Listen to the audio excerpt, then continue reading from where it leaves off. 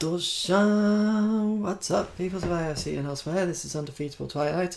I have just come back from a very successful pub quiz. No, I didn't win, but I got a pretty high score, and I got a hat trick of 3 fastest correct answers in a row, which means I won some free snacks, yay. And I also got the nearest wins question at the end of the quiz, which means I got some more free snacks. So, yay, happy Twilight. And now I'm back here to do my weekly Storytime video. And this is it right now. A summer's day in... This is chapter 18, by the way. A summer's day in Islington, full of the mournful wail of antique restoring machinery. Fenchurch was unavoidably busy for the afternoon, so Arthur wandered in a blissed-out haze and looked at all the shops, which in Islington are quite a useful bunch, as anyone who regularly needs old woodworking tools, boa war helmets, drag, office furniture or fish will readily confirm. The sun beat down over the roof gardens. It beat on architects and plumbers. It beat on barristers and burglars. It beat on pizzas. It beat on estate agents' particulars. It beat on Arthur as he went into a restored furniture shop. "It's an interesting building," said the proprietor cheerfully. "There's a cellar with a secret passage which connects with a nearby pub. It was built for the Prince Regent, apparently, so he could make his escape when he needed to." "You mean in case anybody might catch him buying stripped pine furniture?" said Arthur. "No," said the proprietor, "not for that reason." "You'll have to excuse me," said Arthur. "I'm terribly happy." "I see." He wandered hazily on and found himself outside the offices of Greenpeace. He remembered the contents of his file marked "Things to Do," urgent, which he hadn't opened again in the meantime. He marched in with a cheery smile and said he'd come to give them some money to help free the dolphins.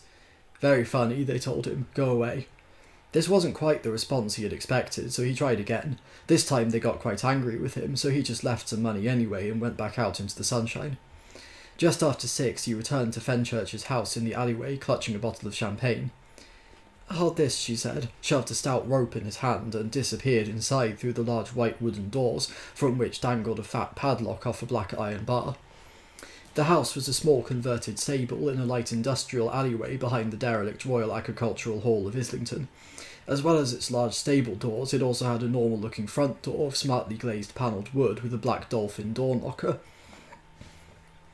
The one odd thing about this door was its doorstep, which was 9 feet high, since the door was set into the upper of the 2 floors and presumably had been originally used to haul in hay for hungry horses. An old pulley jutted out of the brickwork above the doorway, and it was over this that the rope Arthur was holding was slung. The other end of the rope held a suspended cello. The door opened above his head. "Okay," said Fenchurch. "Pull on the rope, steady the cello. Pass it up to me." He pulled on the rope. He steadied the cello. "I can't pull on the rope again," he said, "without letting go of the cello." Fenchurch leant down. "I'm steadying the cello," she said. "You pull on the rope." I don't know if it's cello or cello or whatever. It's like apostrophe C-E-L-L-O. I don't think it's not the musical instrument. It's something else. I don't know what.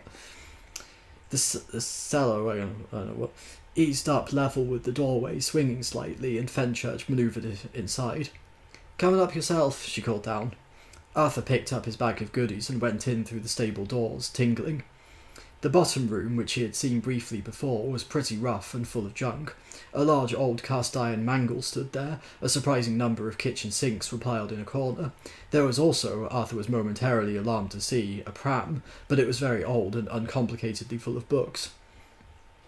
The floor was old stained concrete, excitingly cracked, and this was the measure of Arthur's mood as he started up the rickety wooden steps in the far corner. Even a cracked concrete floor seemed to him an almost unbearably sensual thing. "An architect friend of mine keeps on telling me how he can do wonderful things with this place," said Fenchurch chattily as Arthur emerged through the floor. "He keeps on coming round, standing in stunned amazement, muttering about space and objects and events and marvellous qualities of light, then says he needs a pencil and disappears for weeks. Wonderful things have therefore so far failed to happen to it." In fact, thought Arthur as he looked about, the upper room was at least reasonably wonderful anyway.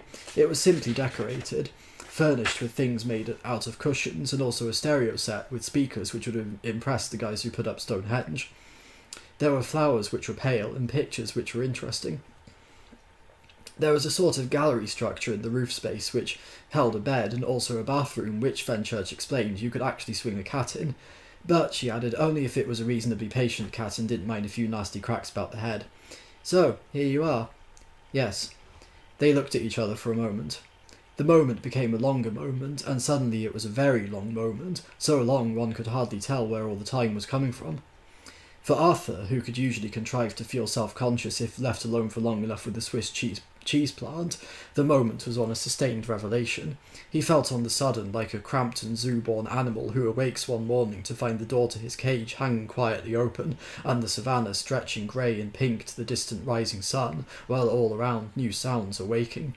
He wondered what the new sounds were as he gazed at her openly wandering face and her eyes that smiled with a shared surprise.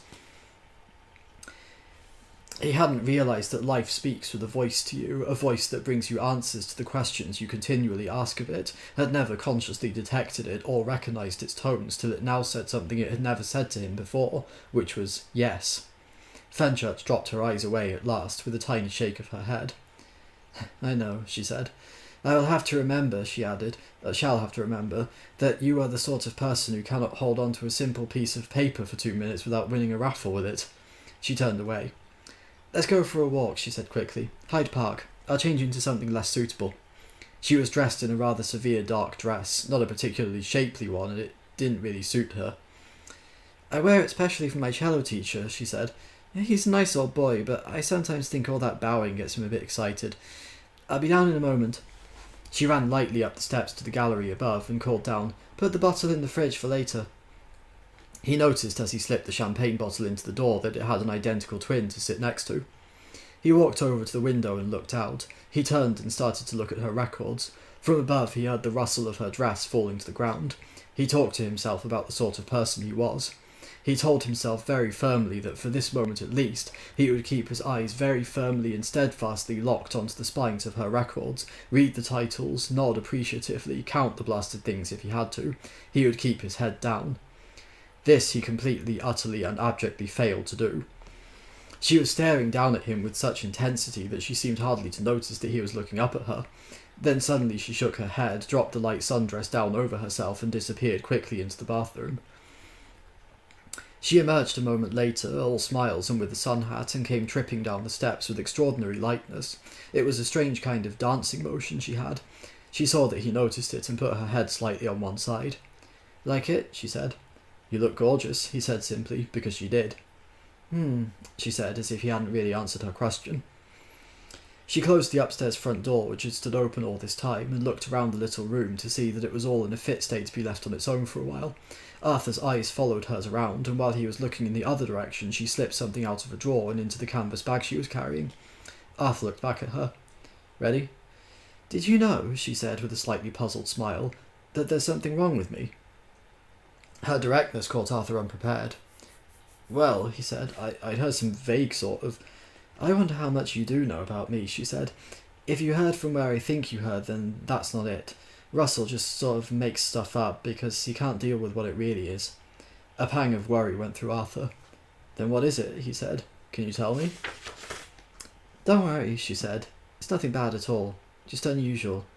Very, very unusual. She touched his hand and then leant forward and kissed him briefly. I should be very interested to know, she said, if you manage to work out what it is this evening. Arthur felt that if someone tapped him at that point he would have chimed, like the deep, sustained, rolling chime his grey fishbowl made when he flicked it with his thumbnail. Love is in the air. Woo, for Arthur and Fenchurch. Looks like things are finally looking up for Arthur. About damn time too. So, that's all for tonight. Thank you for watching. Remember to like, comment, share, subscribe, and if you are subscribed, be sure be sure to tell your cats to ding that notification bell so you know when I make a new video, because I can do it whenever I feel like it, whether or not Nights interrupts me.